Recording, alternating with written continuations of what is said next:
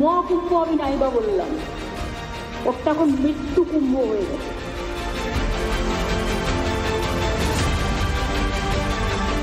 लोग घंटों सोए गाड़ी में, एक एक रात दो रात गुजारी रहे, लोगों की जान गई।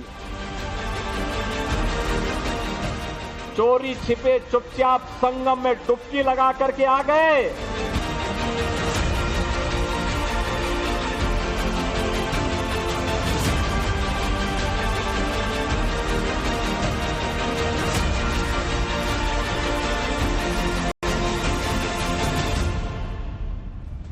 देश के सबसे बड़े हिंदू आयोजन महाकुंभ पर सियासी महाभारत थमने का नाम नहीं ले रहा और अब इस महाभारत में पश्चिम बंगाल की मुख्यमंत्री ममता बनर्जी ने आग में घी डालने का काम किया है।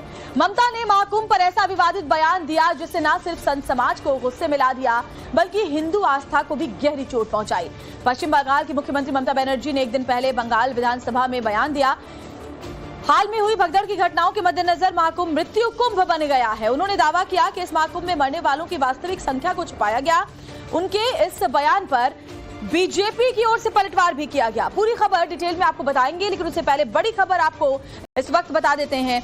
महाकुंभ में श्रद्धालुओं की भीड़ बढ़ती जा रही है। बड़ी संख्या में आज भी श्रद्धालु पहुंचे हैं संगम में आस्था की डुबकी लगाने के लिए, क्योंकि देखिए अब एक हफ्ते का वक्त बचा है लगभग, जब महाकुंभ खत्म हो जाएगा महाशिवरात्रि के महास्नान के साथ ही। और इससे पहले जो लोग भी अभी तक महाकुंभ नहीं पहुंच पाए हैं उनकी कोशिश यही है कि वो किसी भी तरह महाकुंभ जाकर के स्नान कर पाएं। और इसी को देखते हुए एक के बाद एक लोग पहुंच रहे हैं, लेकिन इस बीच देखिए उसको लेकर कैसे सियासत चल रही है। एक तरफ महाकुंभ में श्रद्धालुओं का सैलाब है तो दूसरी तरफ ममता बनर्जी के बयान के बाद संत समाज गुस्से में है। संत समाज लगातार ममता बनर्जी पर सवाल उठा रहा है। मौत का कुंभ बताकर सनातन का अपमान किया ममता बनर्जी ने। हिंदू धर्म को बदनाम करने की कोशिश ममता बनर्जी कर रही है।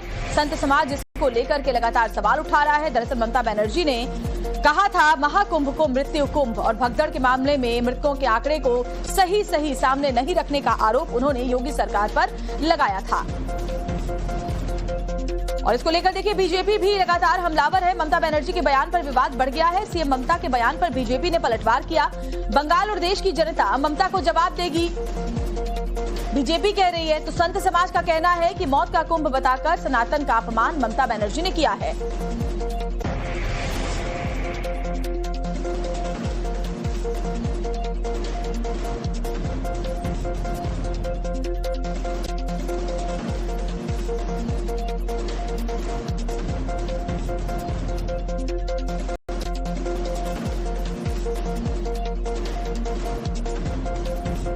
মহাকুম্ভ আমি নাইবা বললাম, ওটা এখন মৃত্যু কুম্ভ হয়ে গেছে। মৃত্যু কূপের মতো আমি মহাকুম্ভকে সম্মান করি, আমি শ্রদ্ধা জানাই। একটা বড় অনুষ্ঠানের স্ট্যাম্পেড হতেই পারে, কিন্তু তার জন্য প্ল্যানিং করতে হবে। কি প্ল্যানিং করেছিলেন আপনারা? মহাকুম্ভ শুরু হওয়ার দিন পর্যন্ত কোনো প্ল্যানিং হয়নি। और देखिए ममता बनर्जी ने महाकुंभ को मृत्यु कुंभ कहा था। उनके इस बयान पर जबरदस्त सियासत अब हो रही है। देखिए बीजेपी जहां हमलावर है वहीं संत समाज इससे बहुत आहत है। संत समाज महाकुंभ को मृत्यु कुंभ कहने को लेकर ममता बनर्जी पर सवाल उठा रहा है और सीधे कहना है कि हिंदू धर्म का, सनातन का, आस्था का अपमान ममता बनर्जी ने किया है। और ভিআইপিদের জন্য লক্ষ টাকার ক্যাম্প, গরিব লোকেদের, সাধারণ লোকেদের জন্য লাইনে দাঁড়ান 15 ঘন্টা 20 ঘন্টা দাঁড়িয়ে, যদি একটা মাদুরেও বসে 2000 টাকা, এক কাপ লাল চাও 500 থেকে 2000 টাকা। তারা যে জায়গাটা গিয়ে স্নান করবে সেটা আলাদা, ভিআইপিদের স্নানের জায়গাটা আলাদা। আর সেই জলটা আপনারা দূষিত করেছেন, বিষাক্ত করেছেন মহাকুম্ভের পবিত্র জায়গাটা। और ममता बनर्जी ने विधानसभा के अंदर जिस वक्त ये बयान दिया उस वक्त बीजेपी विधायक सदन के बाहर ममता सरकार के खिलाफ प्रदर्शन कर रहे थे।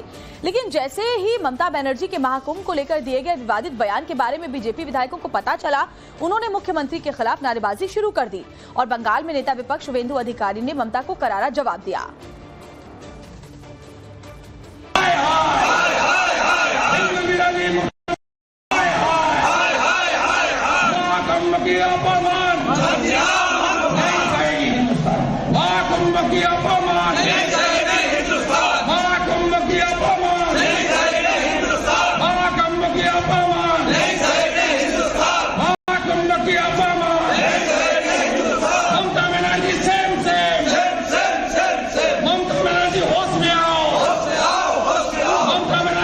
होश में आओ, ममता बनर्जी होश में आओ, ममता बनर्जी होश में आओ, महाकुंभ की अपमान, महाकुंभ की अपमान। शीर्ष से ये महाकुंभ नहीं है, ये मृत्यु कुंभ है।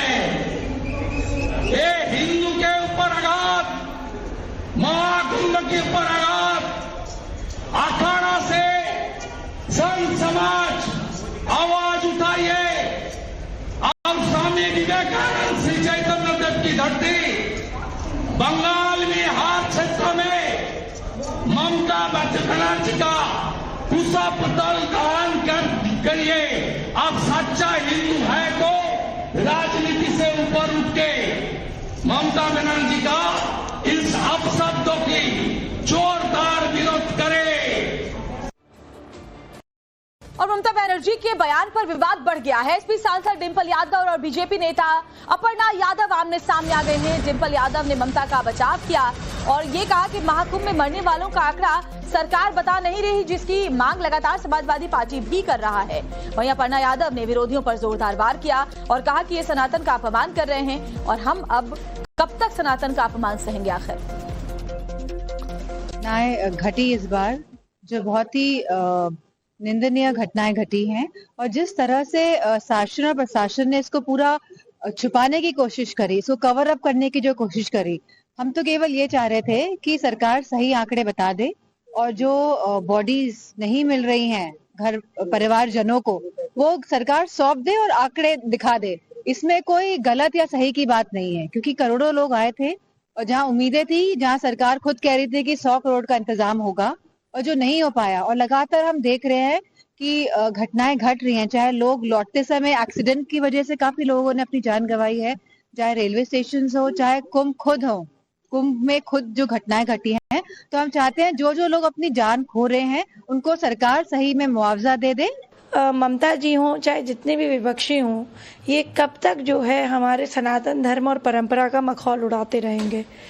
मैं दूसरी बात कहना चाहती हूँ, वेस्ट बंगाल से इतनी भारी संख्या में लोग आए हैं महाकुंभ में कि जिसका कोई हिसाब नहीं है। दूसरी बात, उनके मुंह से इस तरीके की बात शोभा नहीं देती है। जब तब की मैं कहूँगी कि भाई इतने सारे वहाँ पे प्रकरण हुए हैं वेस्ट बंगाल में, एक डॉक्टर को किस बेरहमी से मार दिया गया, उस केस का आज तक जो है वहाँ पर कोई न्याय नहीं हो रहा है।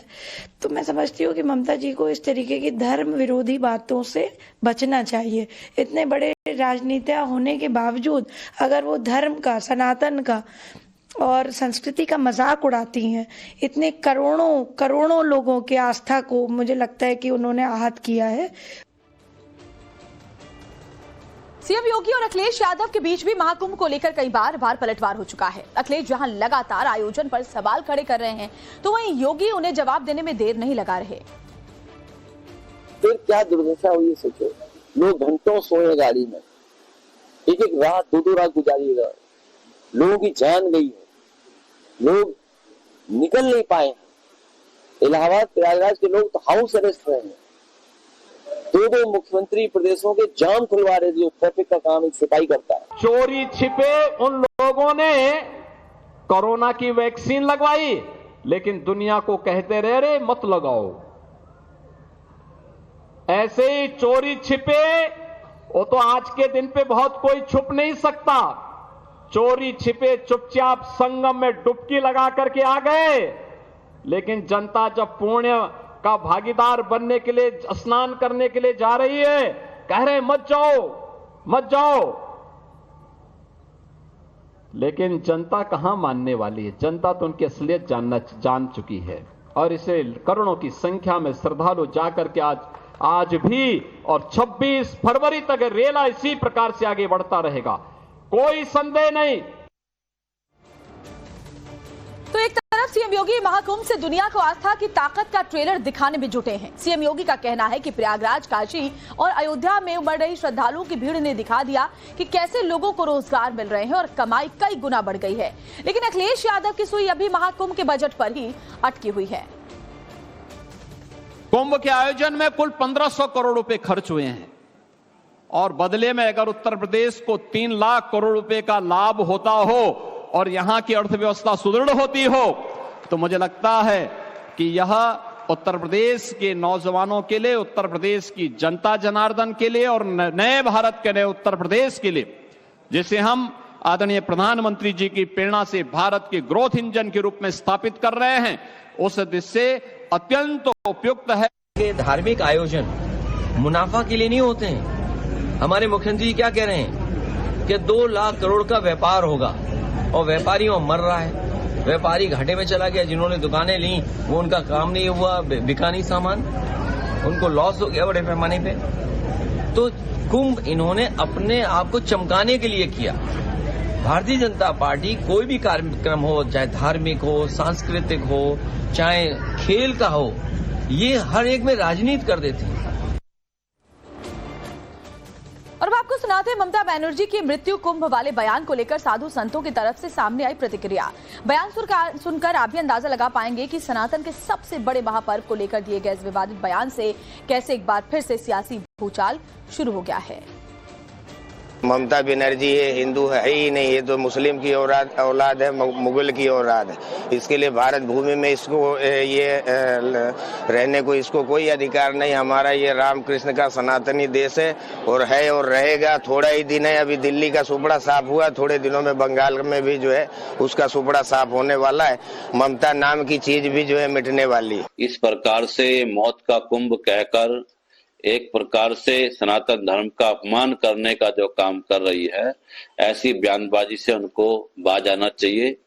ये ऐसे समय में आप केवल अपनी राजनीतिक रोटियां सेकने के लिए ऐसे सनातन पर ये एक प्रकार का प्रहार आप कर रही है। इससे प्रतीत होता है कि आप इस देश की सभ्यता संस्कृति से आपका कोई प्यार नहीं है और आप इस देश की संस्कृति को मानती भी नहीं है।